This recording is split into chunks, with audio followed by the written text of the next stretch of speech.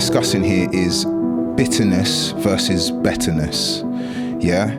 And if I may, I just want to kind of start this with an example, right? So if you take the average, take Marvel, take DC, take the average like superhero story, supervillain story, there's like a common theme when it comes to both superheroes and supervillains.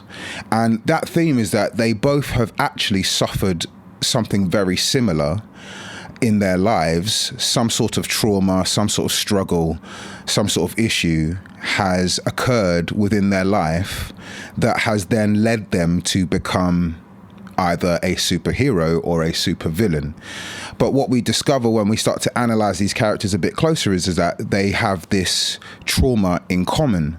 Now, if you take the root of the supervillain, what's happened is the trauma's occurred and they've allowed that trauma to now impact them in a way where they are now looking at the world and are very bitter and are very angry and upset, and all of that emotion now points outwardly. All of the energy that they have is now outwardly going towards this cause that has impacted them.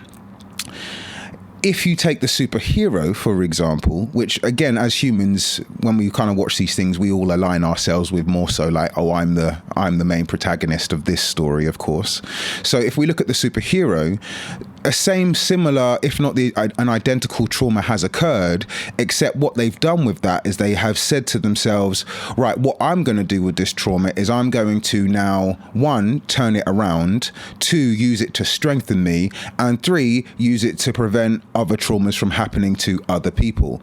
And again, most commonly, that's when they're now up against the supervillain who's obviously traumatized and now hurting people. You know, they say hurt people. And that's never really been so true when it comes to divorce and separation. And so when we approach this subject, although there is a lot of things that you can go through and there are a lot of different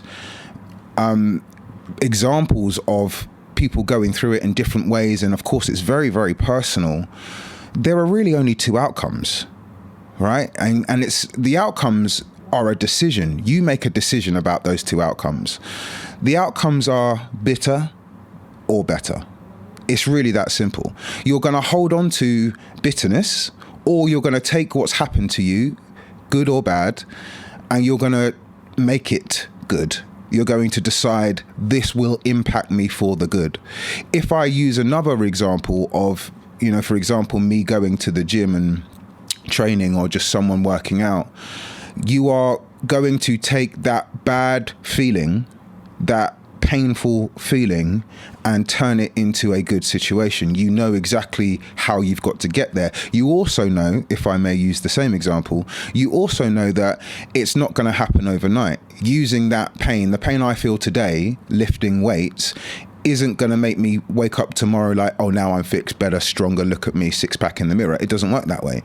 It's a case of, right, I know I've got to deal with this pain. I know tomorrow I may not see any results, but I promise you, if we start to deal with pain in the same way we do the gym, like in a consistent sense of the way, like I've been through something traumatic, I'm going through this, I'm going to address it, I'm going to accept how I feel, I'm going to embrace all of that, but I'm going to allow that to make me a better person, a more resilient person, a stronger person, a more thoughtful person, someone who's more considerate perhaps. I don't know. It depends on your own personal situation. I feel like this is the better place to have your emotions and have your, you know, to have yourself. It's a better place to sit yourself.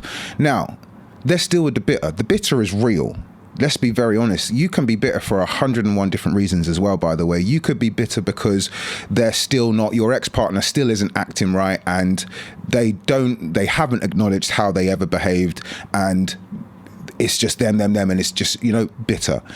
It could be because you actually are bitter about the fact that they've moved on, and maybe they've done that very quickly, or, you know, name it, right? But there's a lot of reasons. And again, if you introduce children to that mix, there's now even more reasons as to why you may be bitter or hateful or vengeful or spiteful or any of those things, right? But I'm just kind of summarizing it as bitter. that is so easy and natural to fall into. And again, I'm saying this, and I want to now say this as well, because obviously when I have posted some of the videos that we've done, some of the comments that I've received are like, no, because I speak on subjects like forgiveness and how that's helped me. And I would never take this away from other people's experiences, but I have had lots of feedback that's like, nah, don't forgive, never forgive, I can't forgive, he was out of line, she was out of line, she's doing this, he's doing that. And I'm like, rah, I get it. But first of all, make no mistake, what I went through was mad. Yeah, my divorce, my separation was mad. It was like something someone will one day put on Netflix as a TV series, and everyone will watch it with like, oh my gosh, I can't wait to see what happens in the next episode. Meanwhile, I was living it. Like, this is not the forum for it right here, but trust me, when we talk about drama, trouble, issues, problems, crazy, I experienced all of it. And over a very, very long period of time. And I'm now 3 years out, and still there are moments where I'm like, rah, this is my new reality still, because obviously it's been stages of adjustment. But trust me when I tell you this, I'm only telling people about things like forgiveness and trying to be better over bitter, because I've had to overcome some of the worst things you can imagine happening within a divorce, separation, particularly when children are involved. I've had to encounter those things. My family have had to encounter those things and deal with those things from someone who once was family. Do you see what I'm saying? They were so much on the inside that was how they were able to be so destructive, because they were so close. And the pain that was caused was real. If I allow myself to just focus on the pain that I've been through, I'm telling you now, there would be nothing between us at all. We co-parent now, but I'm promising you there wouldn't be that. So, and again, this is from my perspective, right? This is me. My ex-partner would have a whole different conversation with you guys about the things she felt I was and how I behaved within that marriage. But I'm telling you that I feel I've had to do a lot of forgiving. I've had to do a lot of getting over bitterness. And the reason why I'm saying it and making such a big deal about it is because to sit with it really doesn't do anything for you, like at all. In fact, it's like something that festers and makes you really lesser of a person. Your focus, your energy are now being spent on something that you can't do anything about. And psychologically, there's this sense that you feel like your bitterness is in some way, or your lack of forgiveness is in some way affecting the other person. And the reality is that it's not. The moment you separated, the moment you decided that you're no longer together, a lot of your authority and a lot of your impact and opinions kind of went out the window. So they may not have a respect for you. Not like, again, they're sitting on the other side of it going, yeah, but you're like this. And so, do you see what I mean? So it doesn't lead to anything good at all. Now, if I may talk about the better, the thing about being better is that it's a choice, like I said, and I started this with saying it's a choice. It's tough. Right? Supervillain, superhero. They both made a choice at some point in time. And the reality of being a superhero, if you like, is that you're still going to have really tough days where the world doesn't like you, or, your circles aren't, whatever. You're still going to have tough times just because you're choosing to be better. You're still going to have real emotions where you're like, that's just not right. It doesn't sit with me, or I'm upset by this, or I'm angry by this, or I'm sad by this. Sadness sometimes releases itself in other ways. And the bottom line is you're just sad, and it's okay to be that, but you don't want to live with that. So the better becomes something that you have to work towards. Now, like I said, the reason why I use the gym as an example is because you go back to the gym knowing that the result is on its way. And in fact, the truth of the matter is by the time you start to see results, you're now someone that's working at a different level, at a different rate. And so the results now have changed. And do you see what I mean? It's an ongoing process. So there is no, right, I'm just going to be better today and I'm done. It doesn't work that way. But when you look at yourself as a character, when we start identifying how our character has had to change, develop, grow, be self-critical, self-analytical, self-forgiving, less judgmental, whatever. All of these things, more patient, more kind, perhaps less of a walkover, less of a pushover, more prepared to stand up for yourself, more knowledgeable. Any of these things, these all contribute to what I consider to be better. You're building yourself up to be better.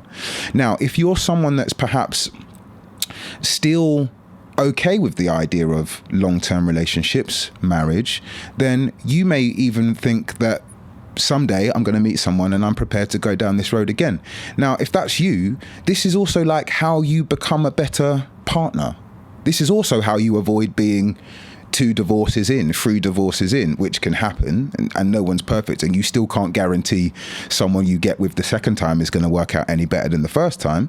But that's the whole point. If you're prepared to be self-critical, self-analytical, look at yourself and choose to be better, choose to work on those things that you can identify perhaps didn't work with your ex-partner, that maybe wound them up or upset them, or just you guys just couldn't agree on.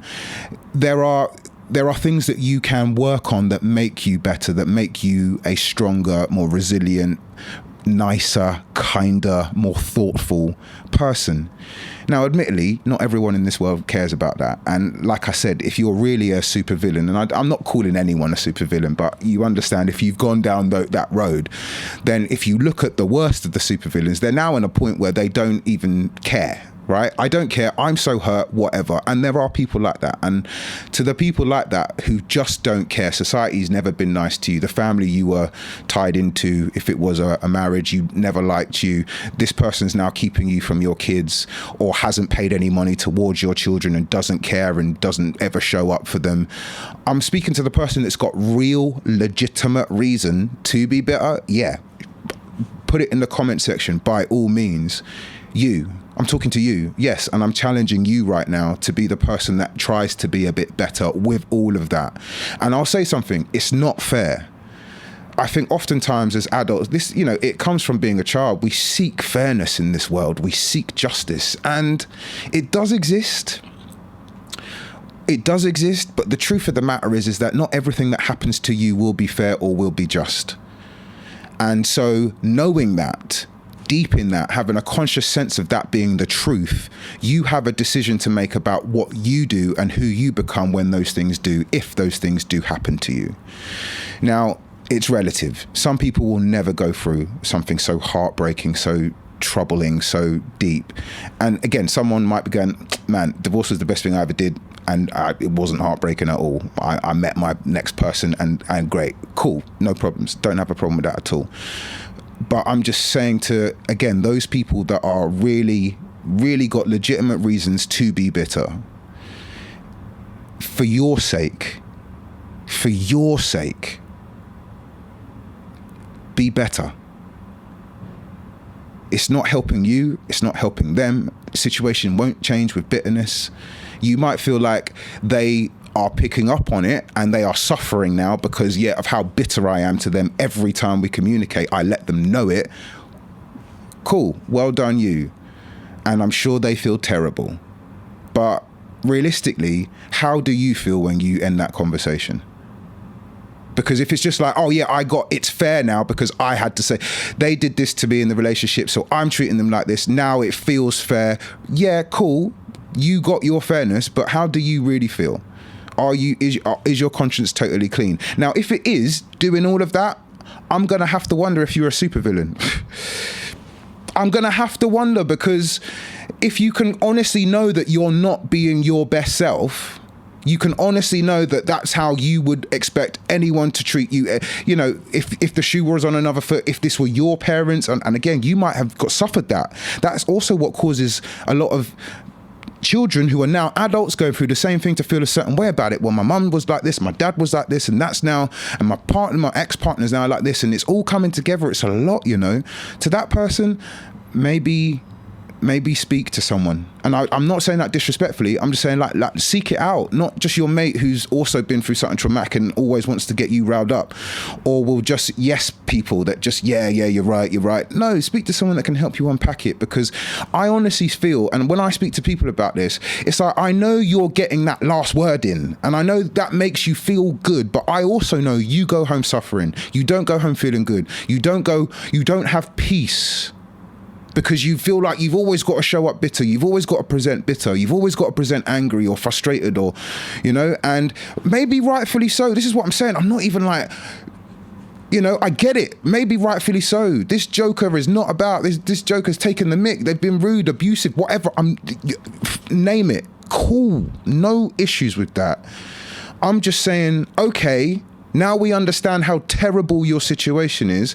Are you just going to become a terrible person with a terrible attitude? No, maybe not. I'm not, and I don't want that to be my lasting impression here. Like I'm not calling people out saying, yeah, just what you're terrible because you're hateful or upset or angry or sad. No, you're human.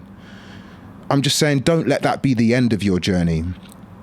To be those things is fine and natural and normal. To feel these emotions, to want to express them and to let someone else know about it, absolutely natural and normal. But don't leave yourself there. Don't get too comfortable there is what I'm saying. If you need to be, if it has to be, if it's a boundary thing and it's a, you know, there's a million reasons why someone also might have to present this. Like I said, if you were abused or you were a pushover or a walkover, and now no, I'm not having it anymore and standing on my own, cool, absolutely.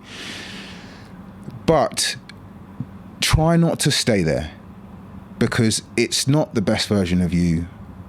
It's probably not a peaceful version of you. And as much as you might be all right living with a constant conflict, if you're having to deal with children, we all know that it's better to just be better. And again, we all know who's we. We don't all feel the same, and I have to address that. We don't all feel the same. The superhero, the supervillain. If we really we take a look closer at, and I appreciate this culture where now movies are made about anti-heroes, super villain teams who get together, and you take a closer look at some of this trauma, and actually deep down they're a really good person. They've just done some bad things because they were impacted in a really bad way, and life was like this. And look, life be lifing. I get it. I've been through some stuff, and I've also been out of character going through some stuff I never thought I'd have to go through before, you know. But I've forgiven myself for that. It was part of my growth as well, to just explore my character, my upsets, allow myself to be sad, depressed, allow myself to feel joy even when I didn't want to. You know, life is too short, and I just feel that betterness is something that we should all be trying to do anyway.